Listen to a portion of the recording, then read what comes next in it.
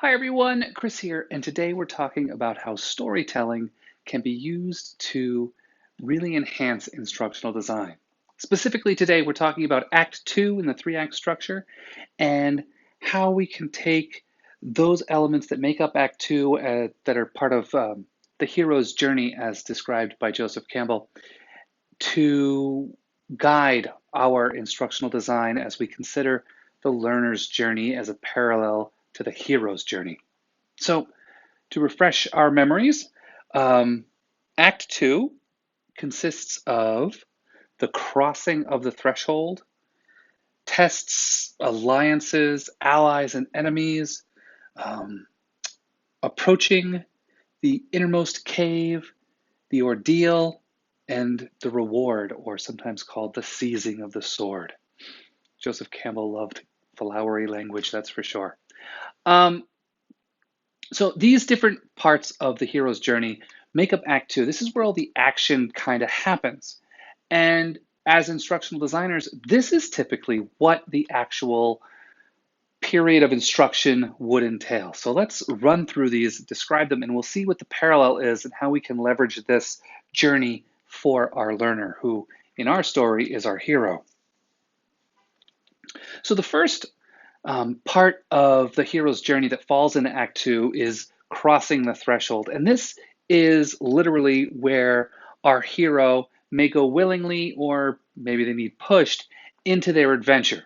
And in our case, when our learner goes willingly or needs to be pushed into our program. The next phase, which is number 4, 5, 6. Number 6 is the tests, trials, allies, enemies. This is where our hero is pushed out of her comfort zone. She's now in the adventure, facing ever more difficult series of challenges to overcome. Now, all of these challenges prepare our hero for the big challenge that's in front of her. And this parallels with instructional design nicely because this really comes down to sequencing and scaffolding. The heroine in the story faces a series of ever more difficult challenges.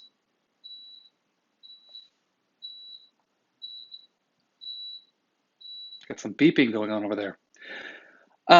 So our heroine is facing ever more challenging obstacles, ever more difficult challenges. And this comes down to sequencing and scaffolding. How are we going to ensure that the challenges we place in front of our learners are increasing in difficulty as they go? And how do we make sure that they have the support they need so that they can overcome these challenges and arrange this in a way so that they're preparing our hero for the big challenge that's at the end of their journey? The next phase of the hero's journey that falls into Act 2 is number 7, which is when our hero approaches the innermost cave.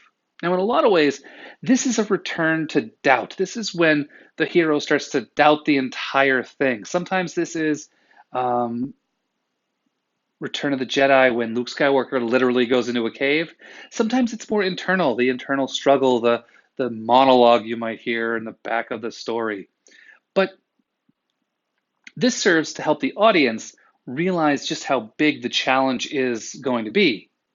But as we're building our heroes, this is a chance for us to remind our heroes how big of a challenge they're facing, the big learning goals that they have, as well as hopefully support them in a way that they see that through what they've already been through, they can reach their goals. The 8th step of the hero's journey is the ordeal, specifically the supreme ordeal, the big challenge. This is where everything's put on the line. And in a lot of ways, this is probably the summative assessment of the learning experience. We've gone through the trials and tribulations. We've gone through the formative assessment that we've used to build up our hero. And here's the big reveal, the big challenge at the end. And the ninth stage of the hero's journey, that this one is the last one that falls into Act Two, and that is the reward, sometimes literally seizing the sword, as Joseph Campbell puts it. So this is when our hero is transformed um, into a new state. They have achieved some sort of secret knowledge, some new skill, some great insight, or some form of treasure. And I like that Joseph Campbell writes that this is a treasure, not always a physical box of gold that the hero gets. And as instructional designers, it really puts the onus on us. What is the treasure? What is the actual thing our learners are going to get out of their learning journey with us? How are we going to build them? So having that clear goal, knowing what the learner's journey is, what the story arc is, if we have the goal in mind as we set out, all of the other things sort of fall into place. So that is the 5 steps this time that of the hero's journey that fall in Act Two. And tomorrow we're going to wrap it all up by talking about the 3 stages of the hero's journey that are left, and those are the ones that fall into Act Three of our story. And we're going to have some fun with that. So I will talk with you tomorrow.